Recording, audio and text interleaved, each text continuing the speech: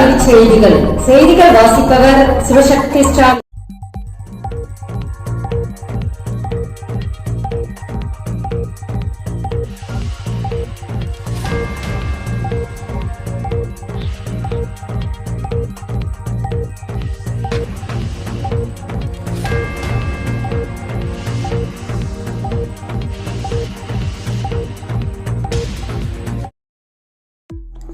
புதிய கல்விக் கொள்கையை ஏற்காததால் ரூபாய் 573 கோடி நிதி நிறுத்தி வைப்பு.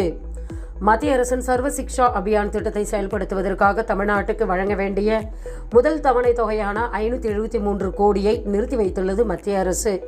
தேசிய கல்விக் கொள்கையை நிராகரித்ததால் திட்டத்திற்கான நிதி நிறுத்தி வைப்பு. 2024-25 கல்வியாண்டில் SSA திட்டத்திற்கு மத்திய அரசு 4 தவணைகளில் 2152 கோடி வழங்க வேண்டும். முதல் தவணை 573 கோடியை ஜூன் மாதமே வழங்க வேண்டிய நிலையில் இன்னும் நிதி தரப்படவில்லை. தமிழக அரசு தகவல்கள் தெரிவித்துள்ளது. சனிக்கிழமை வேலை நாட்களாக அறிவிப்பு. பள்ளிக்கல்வி இயக்குனர் பதிலளிக்க உத்தரவு. பள்ளிகளில் நிகழ்கல்வியாண்டில் 20 சனிக்கிழமைகளை வேலை நாட்களாக அறிவித்தது தொடர்பான வழக்கில் பள்ளிக்கல்வி இயக்குனர் செயலர் பதிலளிக்க சென்னை உயர்நீதிமன்றம் மதுரை அமர்வு அண்மையில் உத்தரவிட்டது. தமிழக பள்ளிகளில் 2024-25 கல்வியாண்டில் 20 சனிக்கிழமைகள் வேலை நாட்களாக கருதப்படும் என பள்ளிக்கல்வித்துறை இயக்குனர் வெளியிட்டார்.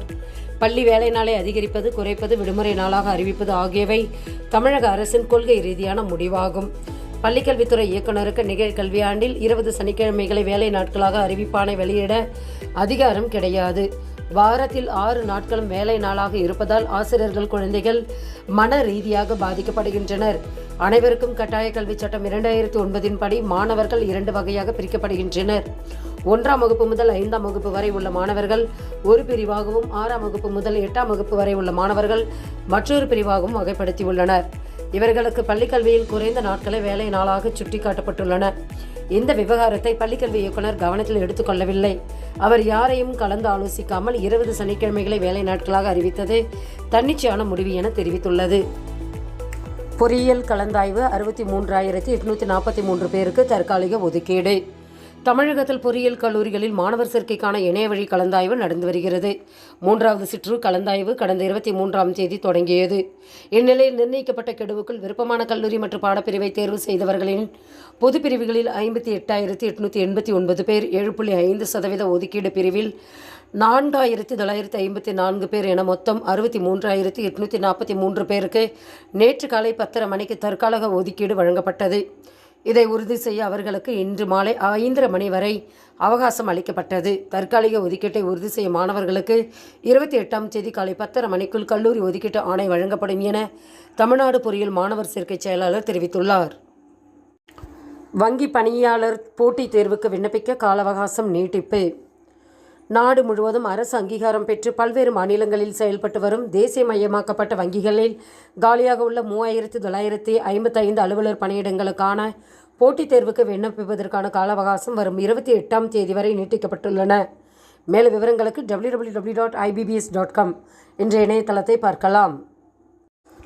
இலவச ஆதார் புதுப்பிப்பு செப்டம்பர் 14 வரை அவகாசம். நாடு முழுவதும் கட்டணமின்றி ஆதார் அட்டையை புதுப்பிக்க செப்டம்பர் 14ஆம் தேதி வரை அவகாசம் நீட்டிக்கப்பட்டுள்ளன. வாக்காளர் அட்டை, குடும்ப அட்டை, வங்கி புத்தகம் உள்ளிட்ட ஏதேனும் ஒரு ஆவணத்தோடு ஆதார் சேவை மையத்தை அணுகலாம். செப்டம்பர் 14ஆம் தேதிக்கு பிறகு கட்டணம் செலுத்தினால் மட்டுமே புதுப்பிக்க முடியும் என அறிவிப்பு வெளியாகி உள்ளன. ஆதார் பதிவு செய்யப்பட்ட தேதியிலிருந்து ஒவ்வொரு 10 ஆண்டுக்கு ஒரு முறை சமீபத்திய தகவல்களுடன் புதுப்பிக்க வேண்டும் என தெரிவிக்கப்பட்டுள்ளது. செய்திகள் நிறைவடைந்தன. வணக்கம்.